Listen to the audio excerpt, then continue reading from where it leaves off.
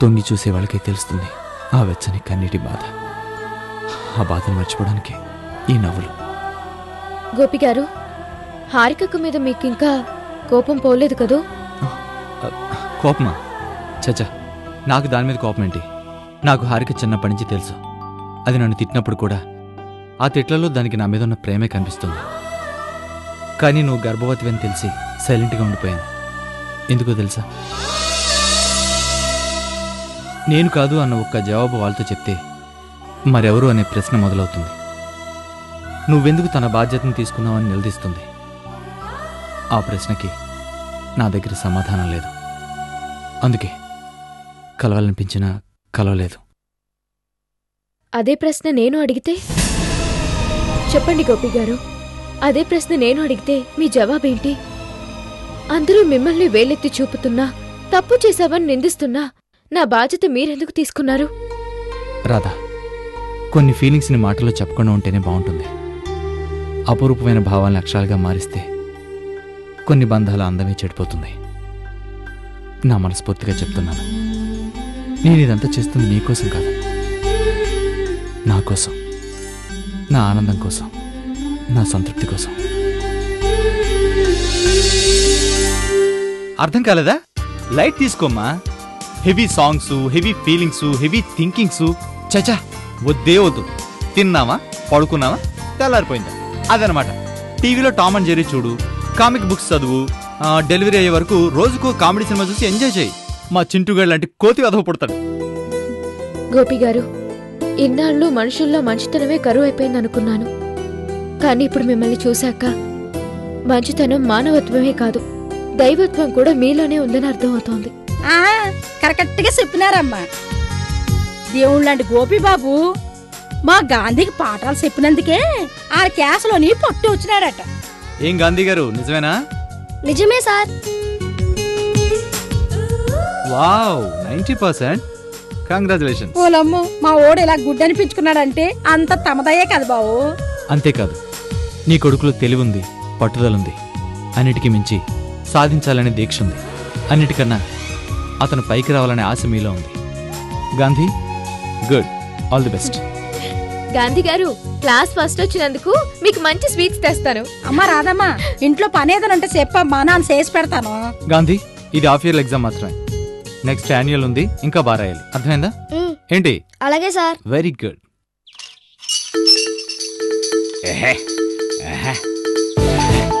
బావా,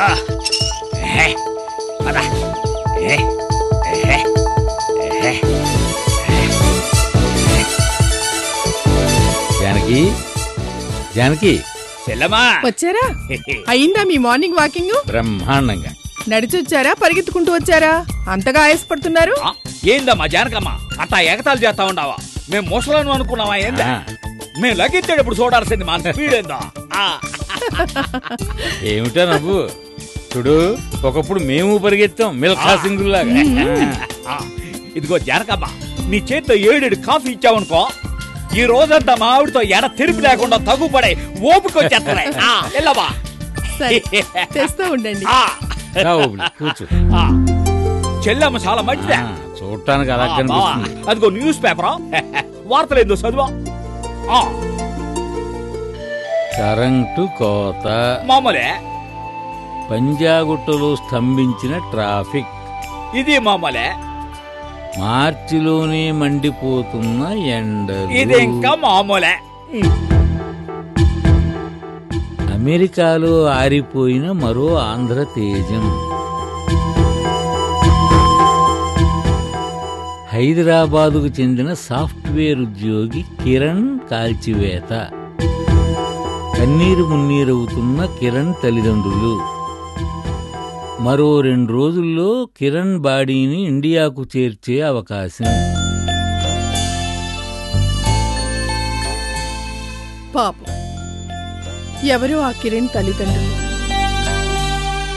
అబ్బాయి అమెరికాలో ఉద్యోగం చేస్తున్నాడని నిన్నటిదాకా గొప్పగా చెప్పుకున్నవాళ్లు ఇప్పుడు రాత్రింబవళ్ళు ఆ కుర్రాడి శవం కోసం ఎదురు చూడాలి కాబోలు. ఓరు దీని అమెరికా బాండపడా, ఉద్యోగాలు సాఫ్ట్వేరే గానే బతుకు తెరువు హార్డ్వేర్ అయిపోయిందా? దీని బాసుకోలా. దూరపు కొండలు నురుపు అంటే ఇదేనేమో. ఎన్నో అంతస్తు మీద ఉన్నామనేది కాదు, ఎంత సుఖంగా ఉన్నామనేదే ఆలోచించాలా. కరెక్ట్గా చెప్పావు ఓబులేసు. కన్నవాళ్ళు ఇక్కడ, కాటికెళ్ళిన బిడ్డ శవాలు అక్కడ. కళ్ళల్లో ఒత్తులేసుకుని అర్ధాంతరంగా రాలిపోయే కడుపు పంటల కోసం కడుపు మండిపోతుంటే నిస్సహాయంగా ఎదురు చూడటంలో ఎంత బాధ ఉంటుందో మేము అనుభవించిన వాళ్ళని. మావాడు మోహన్ పాకిస్తాన్తో జరిగిన యుద్ధంలో వీరమరణం పొందాడని పత్రికలు రాస్తే అలాంటి వీర జవాన్ని కన్నవాళ్లు ఎంతటి అదృష్టవంతులోనని టీవీ ఛానల్స్ ప్రచారం చేస్తుంటే మేం మాత్రం యుద్ధరంగంలో చనిపోయిన మావాడి భౌతిక దేహాన్ని చూడటానికి ఎంత ఎదురు చూశామో, ఎన్ని కన్నీళ్లు దిగమింగుకున్నామో మాకు మాత్రమే తెలుసు. కన్నబిడ్డ ఇక లేడు అని తెలిసాక వారం రోజుల పాటు రాత్రింబవళ్ళు వాడి బాడీ కోసం ఎదురు చూడటం ఎంత నరకమో మాకు మాలాంటి కన్నవాళ్లకు మాత్రమే తెలుస్తుందో ఓబులేసు. నుదిటి రాతలో ఉండేది, చేతి గీతలో ఉండేది సెరిపెత్త సిరిగిపోద్దా అంట. దీని బాండబాడ ఆ దేవుడు ఉన్నాడే, ఆడు ఎప్పుడేం చేస్తాడు ఎవడికి తెలుసు అంట. పోలోమో దీని పాసుకోలా. నేనేంది ఎక్కడ కూర్చొని ఉపన్యాసాలు దంచేస్తా ఉన్నాను. వెంటనే వెళ్ళకపోతే మా కాంతం ఎంత లేట్ అయింది ఏందనే నన్ను తెచ్చేస్తుంది. అమ్మా కాఫీ కమ్మగా ఉన్నదమ్మా, నేను వచ్చేటప్పుడు అలా ఎలాగే పెడుతూ ఉండు. బాబా ఎల్లొత్తా అమ్మా, వస్తా మంచిదండి. వస్తా. బావుంది. ఆ కాంతమ్మ మీ ఓబులేసుని బాగానే భయపెట్టినట్టుంది. ఆ మాత్రం భయపెట్టకపోతే వీడి సంగతి తెలుసుగా. రోజు మందేసి చిందేస్తాడు, ఇల్లు పీకి పందిరేస్తాడు.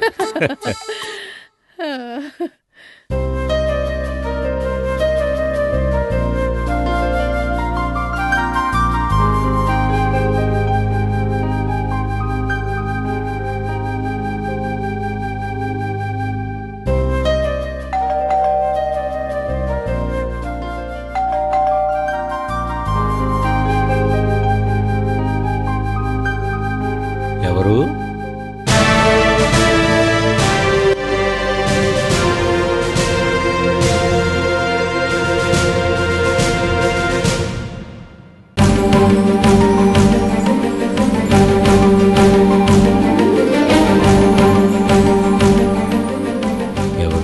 నేను అంకుల్, లెఫ్టినెంట్ మాధవ్ని, ఆర్మీలో మోహన్ స్నేహితుణ్ణి.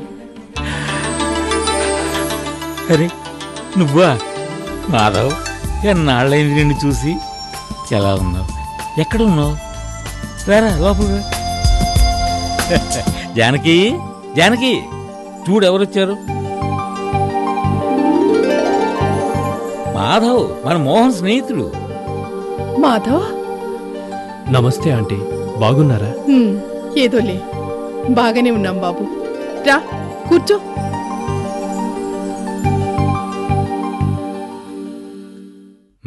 మొత్తానికి ఆర్మీలో మంచి పొజిషన్గా ఎదిగావు అనమాట. అవును అంకుల్, మోహన్ బ్రతుకుంటే ఈ పాటికి మేజర్ అయ్యుండేవాడు. మేజర్ కాకపోతే నేను బాబు, వాడు కీర్తిశేషుడే అయిపోయాడు. ఏంటో అంకుల్, పాకిస్తాన్ వార్లో మోహన్ పోయాక నాకు ఢిల్లీ నుంచి ఇక్కడికి రావాలని అనిపించలేదు. Those were the golden days. అంటే 2 ఏళ్ల తర్వాత మళ్ళీ ఇప్పుడైనా హైదరాబాద్ రావడం? అవును ఆంటీ, బెటాలియన్లో పనిచేసే ఓ ఫ్రెండ్ పెళ్లికని వచ్చాను. వెళ్లేలోగా మిమ్మల్ని ఒకసారి చూడాలనిపించింది. 2 ఏళ్ల తర్వాత కూడా ఈ ముసలాళ్ళని గుర్తుపెట్టుకుని వచ్చినందుకు చాలా సంతోషం బాబు. అదేం మాట ఆంటీ, నేను మోహన్ ఆర్మీలో కలిసి పనిచేసే రోజుల్లో తరచూ మీ ఇంటికి వచ్చేవాణ్ణి. అప్పుడు మీరు సంధ్య నన్ను ఎంత అభిమానంగా చూసుకునేవాళ్ళు నాకిప్పటికీ గుర్తుంది. వచ్చినప్పుడల్లా నాకు మోహన్కిష్టమని మీరు చేసిపెట్టిన వేడివేడి గారెలు, వాటిలోకి నాలిక జివ్వుమనిపించేలా మీరు చేసిన అల్లం పచ్చడి, ఆ రుచి, ఆ రోజులు ఎలా మర్చిపోగలనంటే? మర్చిపోలేం బాబు. కొన్ని జ్ఞాపకాలను అస్సలు మర్చిపోలేం. అవి ఫ్రేమ్ కట్టిన ఫోటోల్లా గుండె పొరల్లో స్పష్టంగా కనిపిస్తూనే ఉంటాయి. నిజం చెప్పారంకుల్. నేను మోహన్ ఆర్మీలో ఒకే రెజిమెంట్లో 5 ఏళ్లు కలిసి పనిచేశాం. పాకిస్తాన్తో జరిగిన యుద్ధంలో ఇద్దరం కలిసే బార్డర్కి వెళ్ళాం, వార్లో పాల్గొన్నాం. Bad luck. మోహన్ తలుచుకుంటే ఇప్పటికీ నమ్మబుద్ధి కావట్లేదు. మాకు నమ్మబుద్ధి కావట్లేదయ్యా. చెట్టంత కొడుకుని ఈ చేతులతోనే పిడికెడు బూడిదిగా మార్చిన తర్వాత కూడా మేమింకా ఎలా బతుకున్నామని మాకు నమ్మబుద్ధి కావట్లేదు.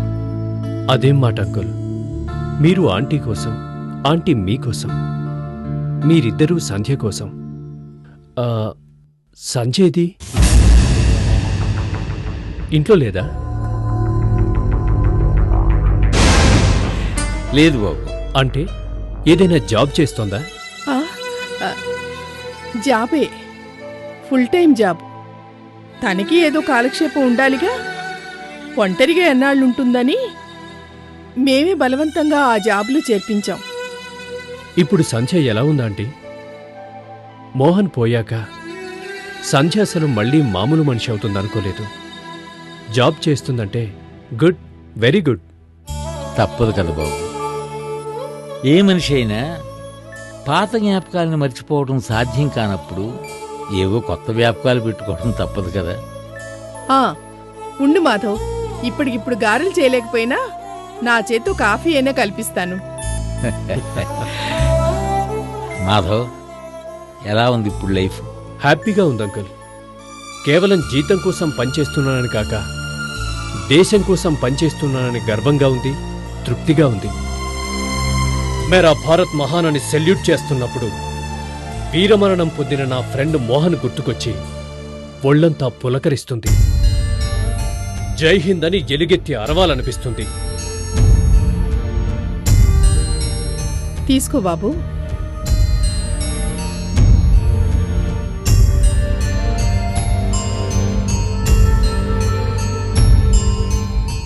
ఆహా, 2 ఏళ్లైందండి మీ చేతి కాఫీ తాగి.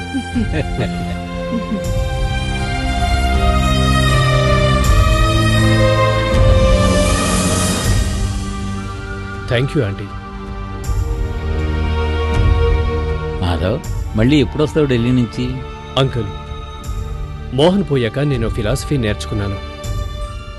మనం కావాలనుకుంటే ఏదీ జరగదు, జరగాలని రాసిపెట్టుంటే వద్దన్నా ఆగదు. ఏమో, డెస్టినీ డిసైడ్ చేస్తే వారం రోజుల్లో రావచ్చు, లేకపోతే ఏళ్లు పట్టొచ్చు. ఉంటానంటే. మంచిది బాబు. వస్తాను అంకుల్. మంచిది బాబు. God bless you.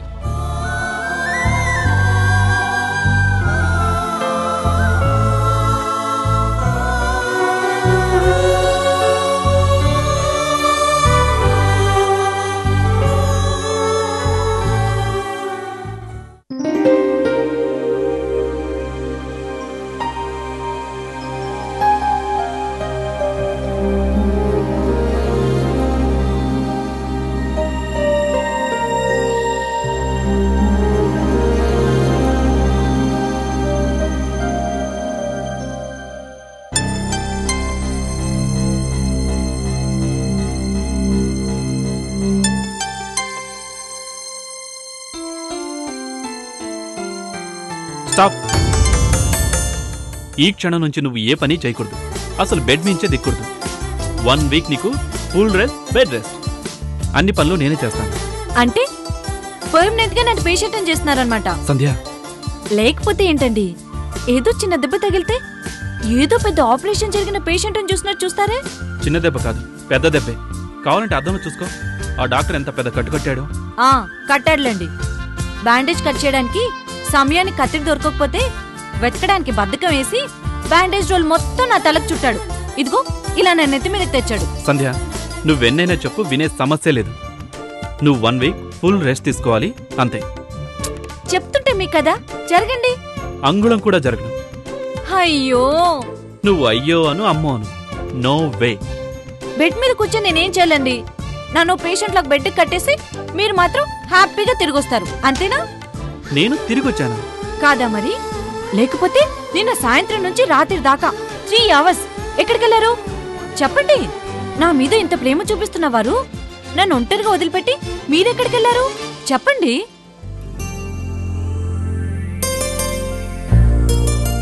వెళ్ళాను. ఒక్క చోటికి కాదు, 18 చోట్లకి, 3 గంటల్లో నాన్ స్టాప్ గా. 18 చోట్లకా? అవును, 18 గుళ్ళకి వెంకటేశ్వర స్వామి గుడి, శివాలయం, అమ్మవారి గుడి, ఆంజనేయ స్వామి గుడి, సాయిబాబా గుడి, అయ్యప్ప గుడి, రామకృష్ణ మందిర్, జగన్నాథ స్వామి గుడి, దత్తాత్రేయుడు గుడి, ఇలా 18 గుళ్లలో నీ పేరు మీద అర్చన చేయించాను. నీకేం కాకుండా చూడమని ముక్కోటి దేవతల్ని వేడుకున్నాను. 3 గంటల్లో 18 గుళ్ళల్లో? లేట్ అయితే నువ్వు ఒంటరిగా ఫీల్ అవుతావని బైక్ మీద స్పీడ్గా వెళ్ళి. మీకేమన్నా పిచ్చెక్కిందా? సంధ్య, నాది పిచ్చే అనుకో, వెర్రే అనుకో, బట్ ఐ ఫీల్ ఇట్. ఇన్నాళ్ళు నీ విలువ నాకు తెలియలేదు, కానీ తలకి కట్టుతో ఉన్న నిన్ను ఛాయవాళ్ళు తీసుకొచ్చిన క్షణంలో అప్పుడు నాకు అర్థమైంది, నా సంధ్యకి ఏదైనా జరిగితే నా మనసు ఎంతగా బాధపడుతుందో, తట్టుకోలేక ఎంతగా తల్లడిల్లిపోతుందో. అందుకే ఏ దేవుణ్ణి వదలకుండా ఈ ఏరియాలో ఉన్న అందరి దేవుళ్ళకి అప్పీల్ చేసుకున్నాను, నా సంధ్యని సేఫ్గా చూడమని.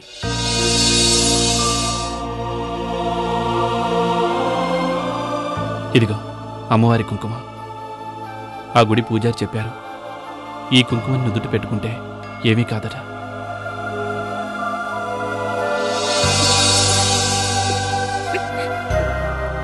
ఏమండి? నో, నీ కళ్ళలో నీళ్ళని నేను ఇంకెప్పుడు చూడకూడదు. ఇంకా నిన్ను దేనికి, ఏ విషయంలోనూ కష్టపెట్టను, బాధ పెట్టను. ప్రామిస్. ఏమండి, మీరు మీరు మరీ సెంటిమెంటల్. ఇంకా నయం, మెంటల్ అన్నావు కాదు.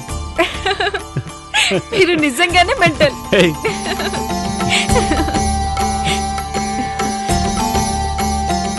అవును, నిజంగా మెంటలోనే, పిచ్చోండి. ఈ సంధ్య పిచ్చోండి.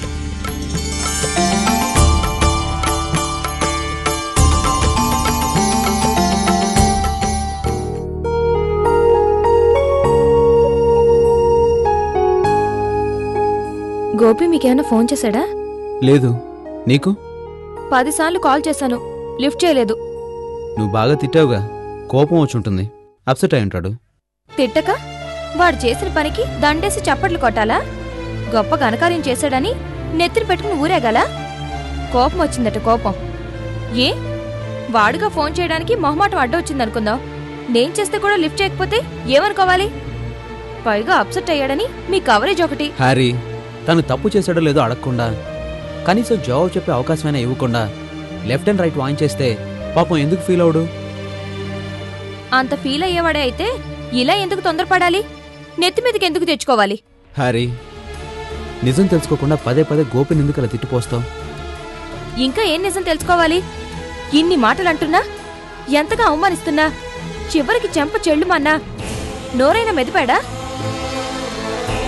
రాత నెల తప్పడానికి కారణం నేను కాదు అని ఒక్క మాటైనా అన్నాడా?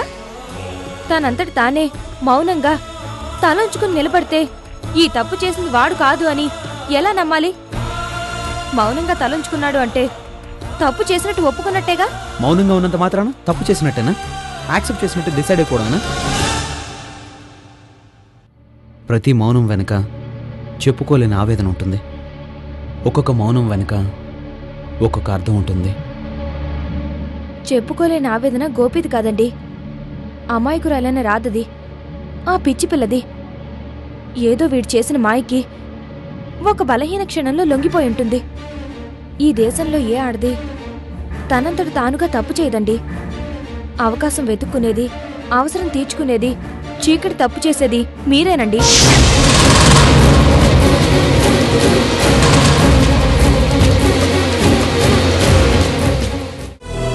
ఎవరు రాదా?